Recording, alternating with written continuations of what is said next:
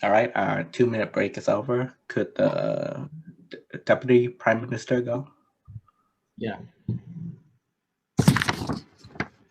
Okay, so today, as Deputy Prime Minister of the government side, I would like to further reinforce my Prime Minister's arguments and his statement and our stance in online learning and its importance. But beforehand, I would just like to take a couple of minutes to throw out some counter arguments towards the opposition side regarding students being less attentive or lazy, and the fact that he claimed online learning is more active when in class, lesser than when we're online. Okay, so firstly, attention. In terms of students paying attention, and I would like to completely disagree with this, because in terms of classes, if any students pay lesser attention or more attention in physical class or online class, I think there's no such thing as that barrier, because it is the same. I believe that they pay less or more attention in both cases. And in terms of them being lazy, they are always lazy students. Like as I've said, whether or not you argue physical classes or online classes, those students are.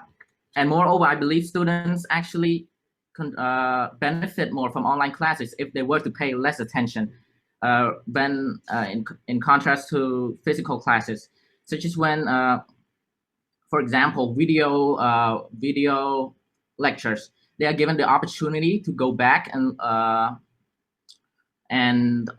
look over the course material. So students are given the opportunity to go at their own pace. So I think that is essential for any student to succeed in their education. And I would just like to bring up some data.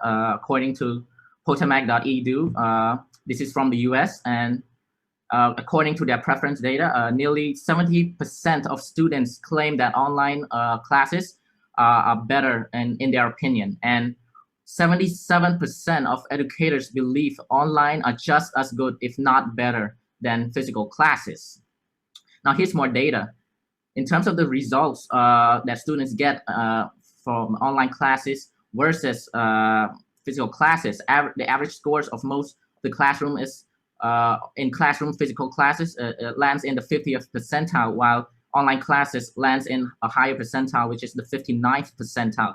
So we can already see the difference in preferences and results here.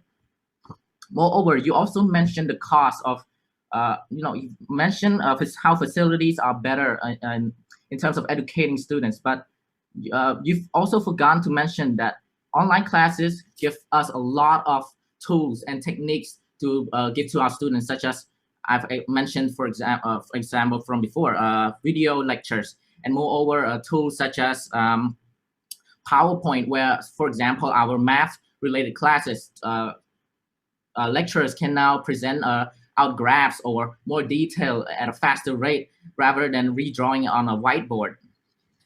And yeah, so that's all I would like to counter argument towards the opposition, and I would like to bring up some reinforcement towards the government side's arguments. Now, in terms of commuting, as my Prime Minister has said, and I will continue to elaborate on this, commuting contributes a lot to time management and stuff, and things such as that, and also contribute to economics and climate. As I've seen this data from Bloomberg, 23rd of students in America commute to school by car, and 22% only 22% use conventional public transport. Now, since everyone has moved to online classing, these numbers will drop dramatically. And also, data from the Washington Post suggests that 1.5 billion children, of which 87% are students. So you can imagine the effects that would have on the environment and economics overall. And moreover, its convenience and accessibility. And rather than just commuting and spending time on cars, we can spend more time in class when we have our phones directly in front of us, so we can just use our technology to cut down the time used towards our commuting. And moreover, flexibility, like I've mentioned before, the pace of which students learn, which is very important. So having these tools to let students learn at their own pace is very detrimental. Now, I would just like to summarize that I've further elaborated on my Prime Minister's arguments on online learning and versus physical learning, and I've also reviewed it and argued against the opposition side's arguments towards my Prime Minister. And that is all. Okay, thank you, Deputy Prime Minister. We'll now take a 2-minute break, and we'll continue with the opposition, the Deputy Opposition Leader.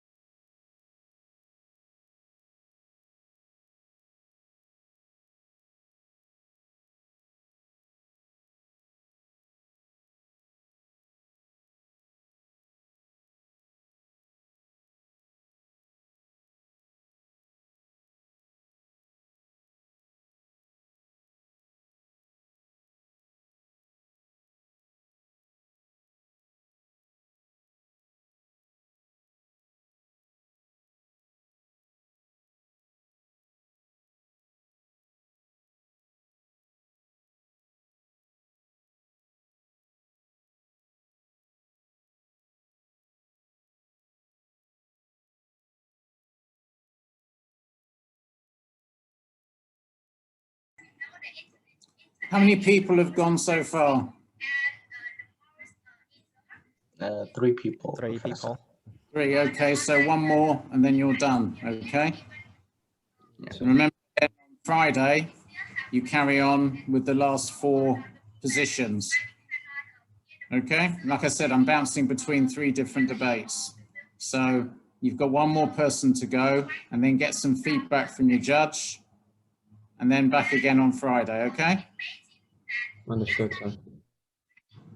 Your civil engineers should be able to deal with this, all right? Stop being pussies, man up.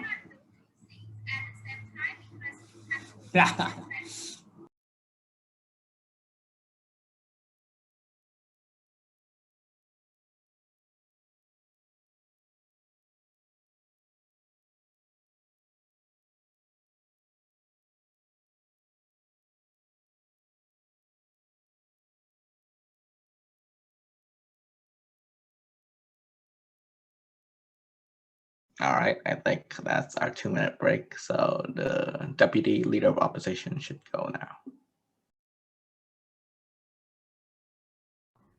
Okay, so as a deputy leader of opposition side, there are some counter arguments that I can think of. So I understand that online learning can be much more easier to get access to for students to get access to, like the government side said they doesn't have to travel far to go to school, but I think that there can always be problems such as students can have difficult internet connections, something like that. So it's hard for them to join and participate lectures. And also when joining online classes, once their mic and the cameras are off, the professor doesn't have much information regarding how the students are participating. Most of them would just slack off and would sleep. So There's a couple of reasons why I believe that learning in class is way better than learning online. So first, I think in class learning promotes collaborative learning. Basically, a classroom environment is essential to promote and stimulate collaborative learning. Collaborative learning increases a student's self-awareness about how other students learn and enables them to learn more easily and effectively. Another reason is that in-class learning enhances critical thinking skills. It enhances students' critical thinking skills. Teaching in a classroom gives students the opportunity to engage in live discussions in which they are forced to use their critical thinking skills to formulate opinions or arguments. Moreover, in-class learning improves social skills. Inside the classroom, students experience social interactions with peers and establish rapport with teachers. Helping children develop socially is an important aspect within the realm of their academic education. In-class learning builds organizational skills. Classroom teaching teaches students how to develop organizational skills, beginning with the basics such as arriving to school on time. In a live classroom, students are held accountable for being prepared to do schoolwork, which includes having done their homework the night before, being ready for pop quizzes, turning in assignments by their due date, and being prepared for in-class discussions. In effect, students learn how to organize their time, prioritize their assignments, and get their homework done. Also, it keeps students stimulated. The physical presence of a teacher keeps students stimulated through the interactive and interesting activities. This enables students to retain more from what they have learned during a session. So that's all the reason that I believe that in-class learning is more effective than online learning. So thank you. That is all I have to say.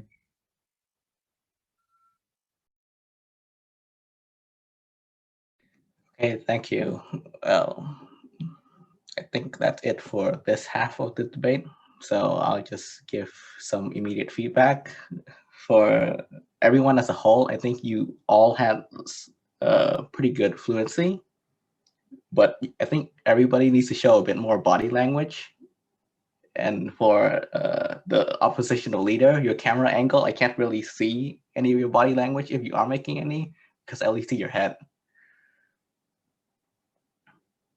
Another problem was like for the first three speakers, you all went way over time. Like the time limit that we're aiming for right now is 4 minutes, and I think most of you went a minute or 30 seconds over. Only the deputy leader of opposition didn't go over time.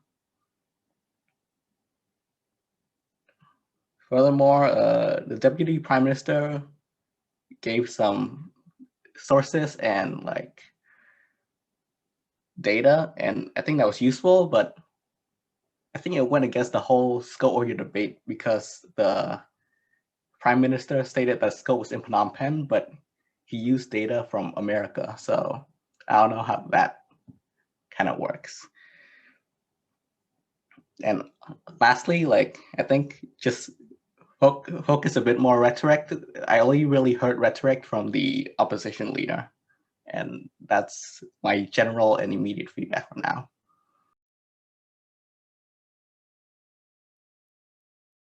Okay, thank you for the feedback. Yeah, okay. So do we stop the recording now? I Yeah, think man. we're done Okay. for now, I guess.